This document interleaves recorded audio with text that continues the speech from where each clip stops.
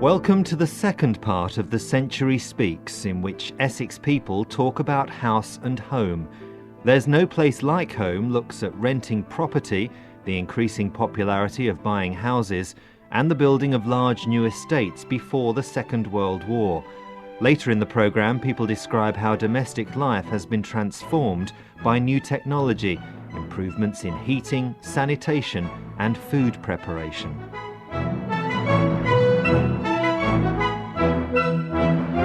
There was no question then of buying your own house in our minds, but one day we hoped we'd be able to perhaps get accommodation with the council, you see, which was the way poor people did in those days. All these years, and prior to that, we didn't even know people were buying their own houses. It just didn't come into it, you see, which was the drawback with having side cottages. You couldn't come back and get a council house for the war. They spoke a lot about there'd be homes for the heroes. But when it came to accommodation, to be honest, they hadn't got the accommodation. People were living in squalor anyway, you see. I can tell you, I won't repeat every one, but it was a trial from one lot of rooms to another. In total, I think we went to about 9 or 10 different locations.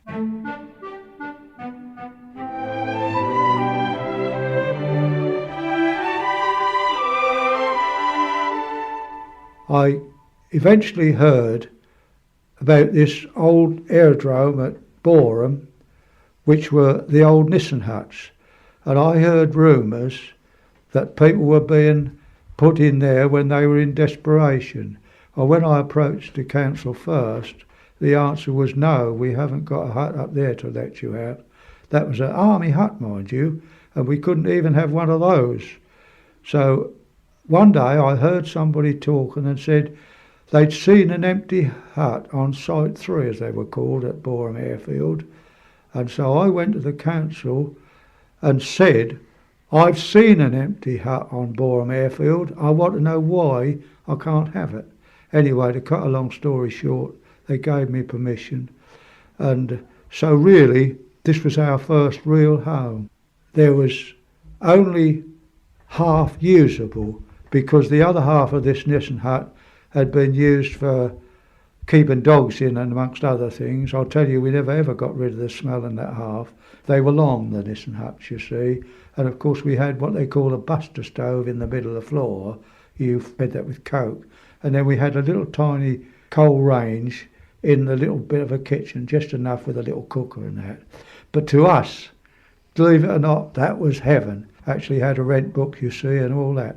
But the great thing was, it was a step onto the council waiting list. And this is where, however many people you hear grumble, and we went through it in those early days, once again, when the reward came, it was like moving out of hell, shall we say, almost, into heaven, because we were then allocated, after about 2 years, a new 2-bedroom council house at Great Leys. We actually were allowed to walk, and it was quite a long walk with a pram up and down from Boreham to Great Leys, but we were allowed to go and see that house being built. They had the wonderful idea of letting us know that when it was built, that was our house. So can you imagine how we felt? You know, it was just wonderful.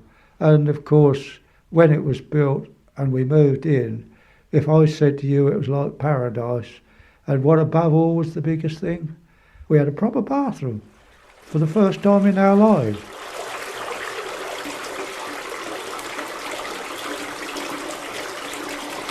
The only other bathroom I ever knew was a short period in Italy when we were billeted in a villa. To us, a bath was always in front of the fire with the old tin bath. So you see, again, how much we appreciated having that bath. I suppose we always bathed a time or two quickly to just enjoy it, you know.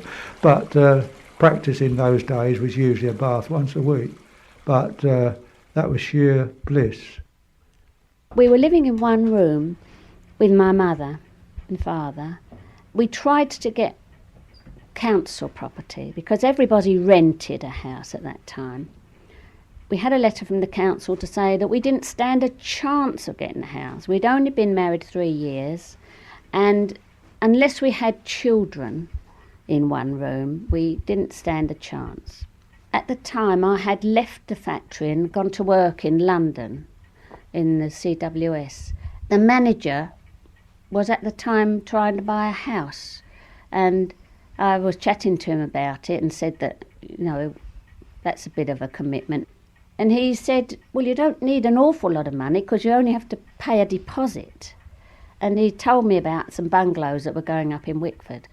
But when I discovered that you only had to give about £100 deposit and then what the monthly instalment was, so I came down to Wickford to have a look. It was really a big step because no one in my family had ever bought a house before. I thought you had to be rich to buy a house. And when I went into Carter and Ward, and they were selling these bungalows off like hotcakes. They weren't built yet. The man brought me up to see where the plot was going to be, and it was a big open field. And we decided to go for it, although my husband wasn't quite earning enough money at the time.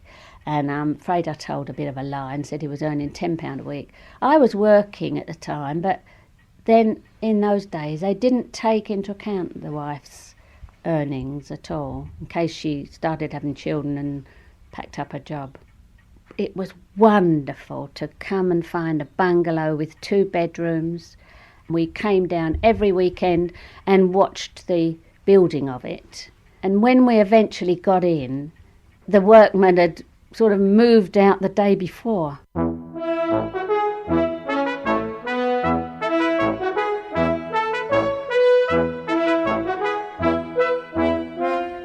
And it was wonderful. And we signed the forms, and I actually came down on the train with a bucket of coal and lit the fire, and we had to sleep on the floor that night.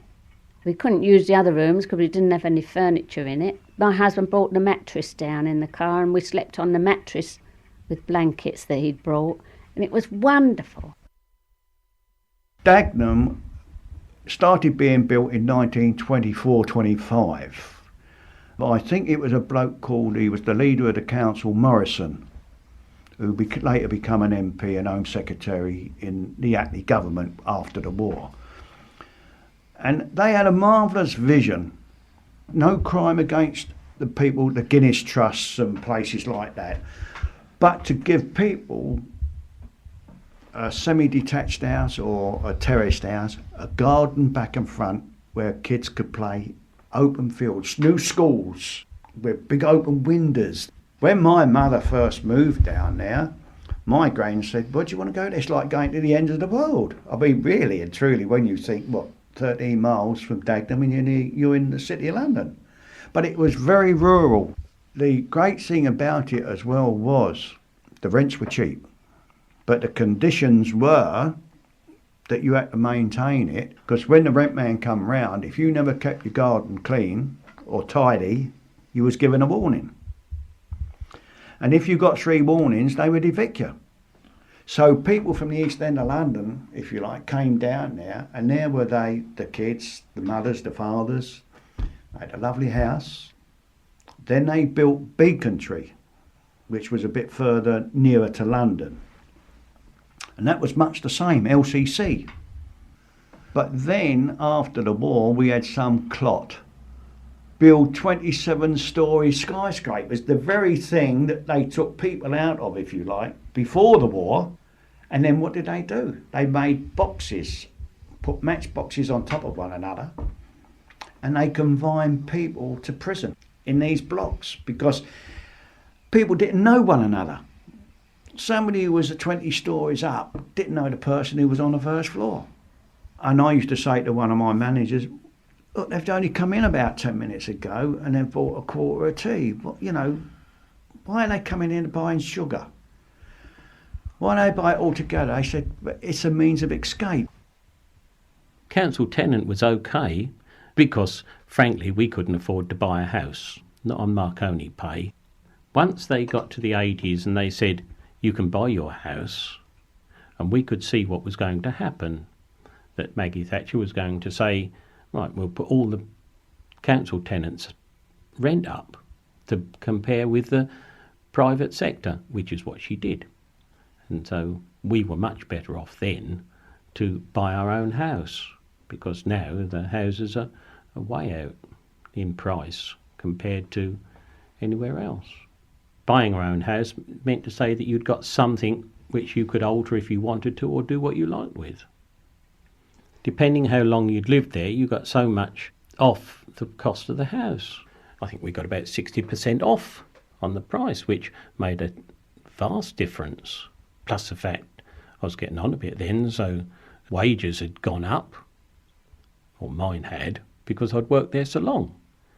And we was able to pay the mortgage, which after we'd been paying it for a while, the price of the rents went up anyway, so we was better off buying our house than we would have been if we'd have stayed there renting it. My mother and father were council tenants in the 30s, and in those days people of our social scale didn't buy their own properties. So I grew up in a council house.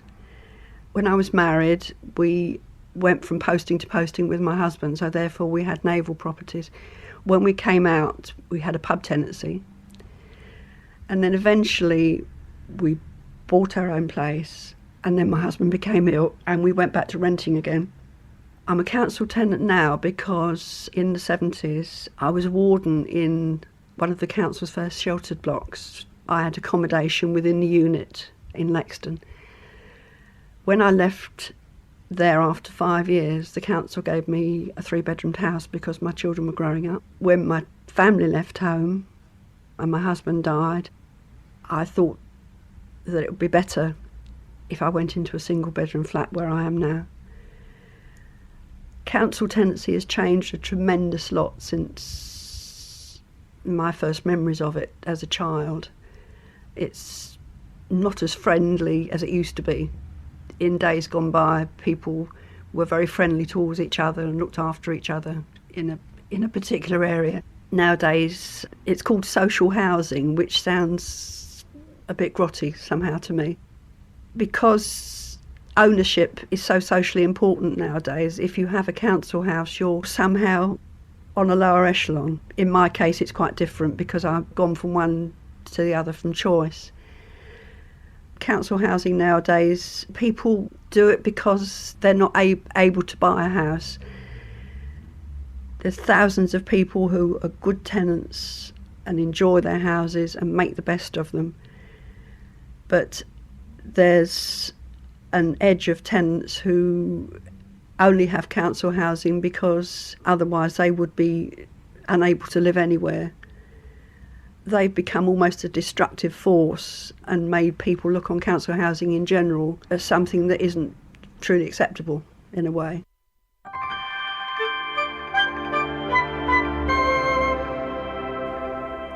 There was a sale of land that is connected with a change of ownership of a very large estate here in Essex, which incorporated all the plot lands, and there are a lot of them apart from Langdon Hills.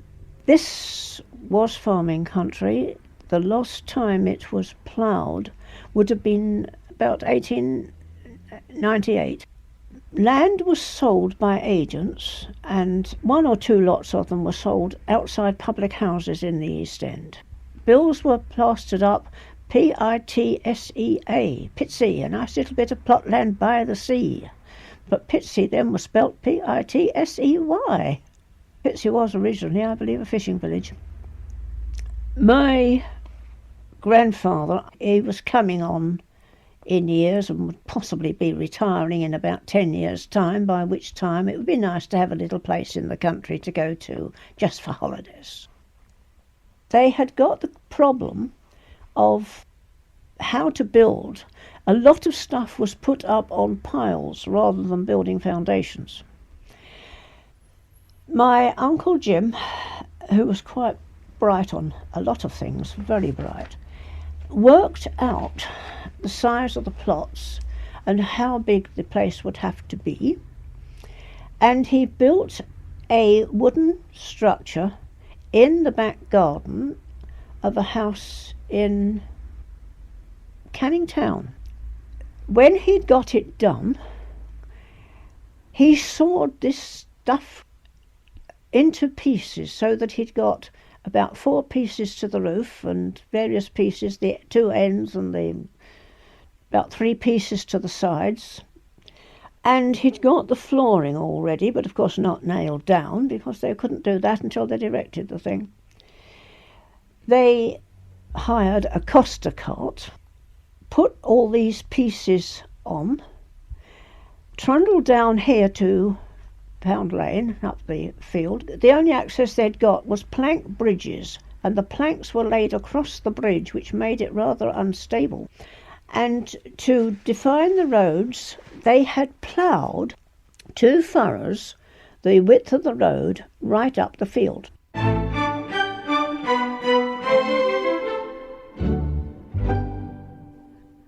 When I say I have a coal fire, people say, "Oh, coal fire!" They just love the idea of it. And I say, "Yes, you'll have to come round and bake some chestnuts and things like that." I don't find it a problem. It might be a little bit messy, but I still like it. Well, as I told you this morning, I just put my cobweb brush up the chimney, and this is what I do on occasions: cover my hair and then have a good bath and wash my hair afterwards.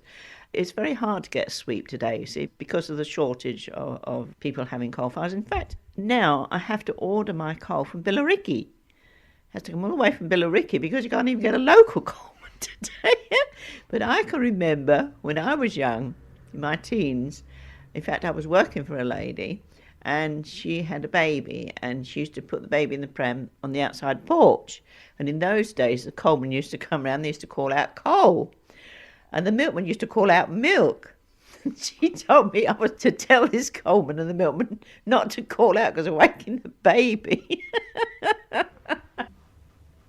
There was no central heating, just an electric heater if we needed it in the bedrooms, but we didn't very often have it because it cost a lot of money. And we had coal fires in the dining room and the sitting room, and an ideal boiler in the pantry.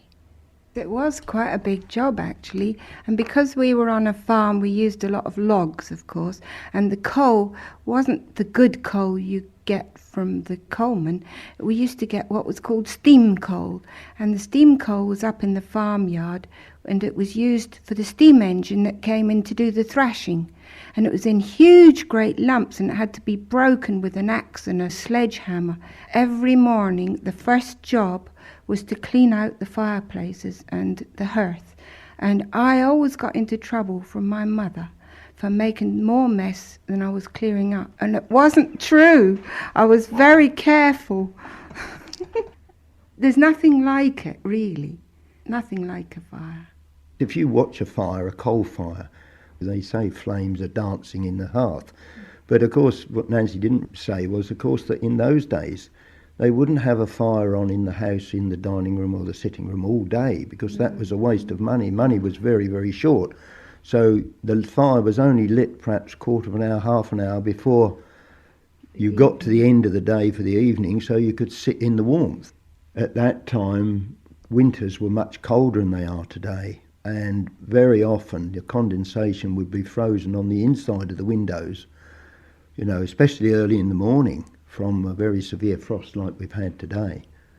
One of the drawbacks with central heating, I know your house is always very warm all the time, but I think it does tend to reduce the hardiness of people because they're kept warm all the time. They jump in a car now which has got air conditioning or heaters, and they go to an office which is warm because you're not allowed to work in a temperature which is below a certain amount of degrees.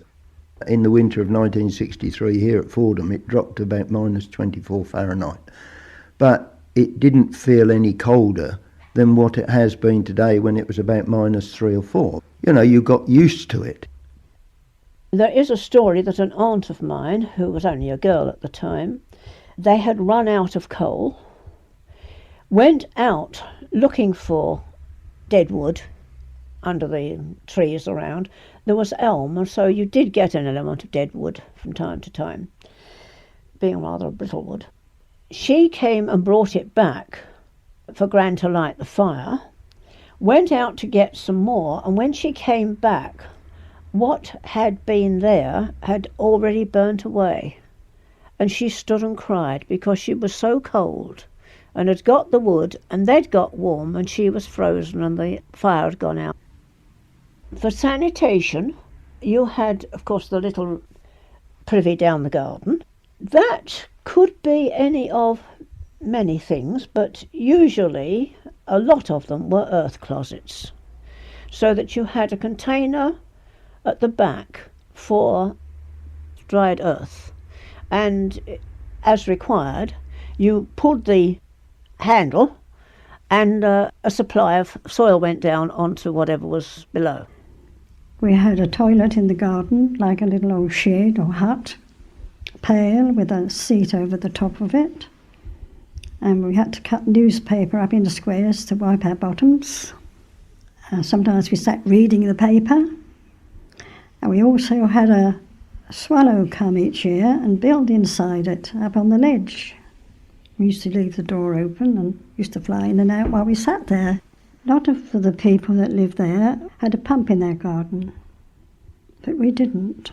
So several of us had to go down to the spring.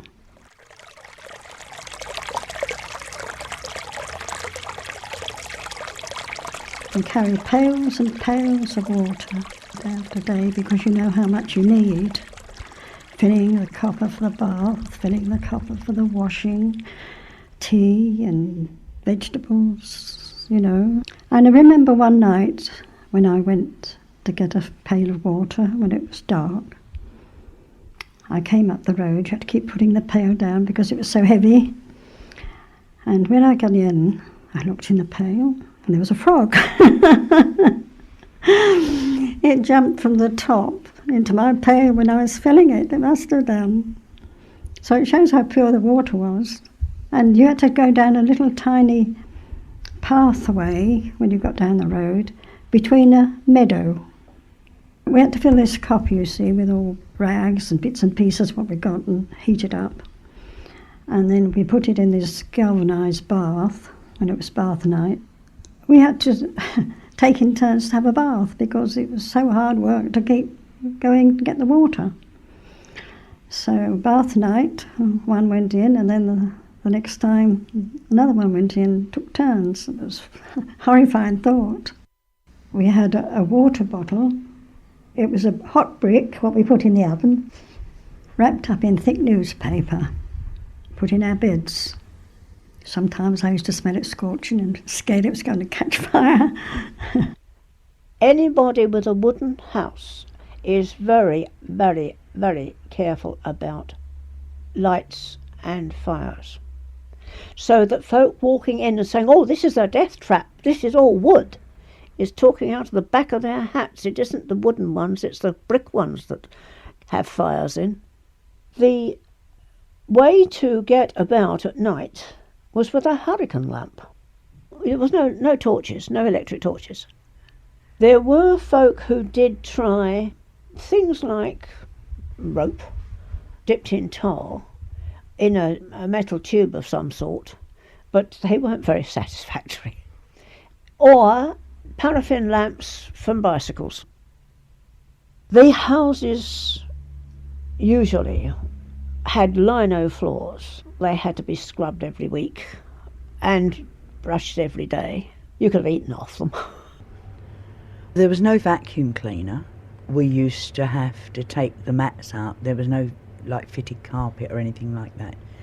Take the mats up every day, hang them over the line in the garden, and you used to beat them with a clover leaf thing. While the mats were out on the line, then you swept the floor and mopped it to take up any dust. And then you went out and beat the mats while the floor was drying before you could put them back down again. Bedroom floors, after you'd mopped it, there was no mats upstairs. You used to have to polish it. It was always a broom, dustpan and brush. She used to have to hold a frying pan on the open fire to cook, say, a rasher of bacon or an egg or whatever. There was no actual cooker. And of course, unfortunately, one night what happened? The fat caught fire, up at the chimney went, and I never spent a worse half hour because we couldn't do a thing. We were miles away from a telephone or anything. But fortunately, it went out before the people came home. They did remark how hot it was when they came in, but we just did not dare to tell them what had happened. Cookers were, I mean, by today's token, were so old-fashioned you sometimes wonder how they ever worked. 2 rings on the top, basically one for potatoes, one for cabbage, or the kettle. There was no hot water, it was only cold from the tap, and you had to heat a kettle up if you wanted hot water to do dishes, because there were no electric kettles or anything like that. It was an old one, you know, you had to stand there and wait for it to boil when you saw the steam coming out of the spout before you could use it. Spin dryers have come in, washing machines have come in, so you just dump it in there, leave it, it's done for you instead of having to stand there and rub it against a board. Soap powders have changed. They've become modern things where you used to use a bar of soap. It used to be a full morning every week, plus many other odd bits during the day that you do have to do your washing, and you'd have your wash boiler as well that did all the whites, boiling away and going over on the floor when you weren't looking, and you'd have to keep the children away from it for obvious safety reasons. And that took a long time, and the washing went through the mangle. Didn't get as dry as it does with a spin dryer. A mangle is 2 rollers with a handle attached, and you wound the handle and you put the washing through that, and it got most of the water out. As a child, we had a great big mangle out in the back sheddy part of the house, and my sisters, in their innocence, used to put ginger biscuits through it in order to make them bigger. When I was married, we had a mangle that fitted on the side of, I think it was called a ringer then, on the side of the sink. But certainly washing machines were absolutely marvellous. I never had a twin tub or any of those. I saved and saved and saved and got the automatic round about in the early 60s, I suppose. And at that time, there were only 1 or 2 makes of automatic.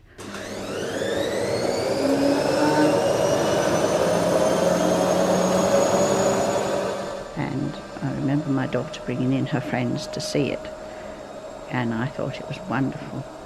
And the clothes came out cleaner and they came out drier, and it really made an awful lot of difference to my life, because you could do it any old time and it was done.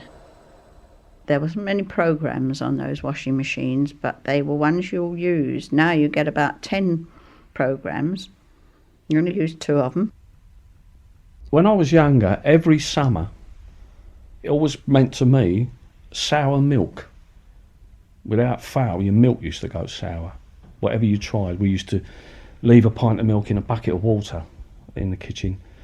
Or when the milk was delivered on the doorstep, put 3 bottles of milk or 2 bottles of milk in a bowl of water to try and keep it cool.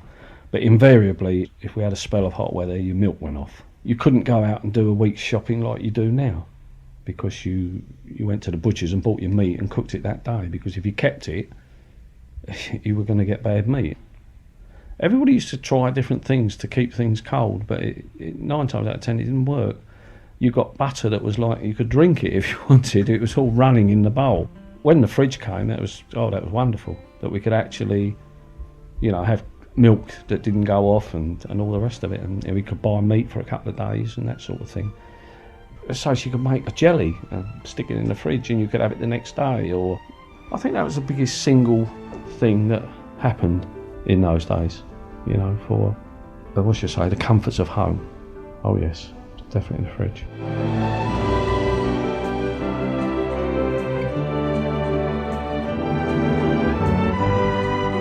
In part 2 of The Century Speaks, There's No Place Like Home, you heard the voices of Eric Moy, Doris Westgarth, George Mooney, Sid Bass, Ali Fletcher, Elsie Norman, Doris Brown, Nancy and David Cannon, Amy Barrett, Maggie Mitchell, Isabel Johnson and Peter Harrison.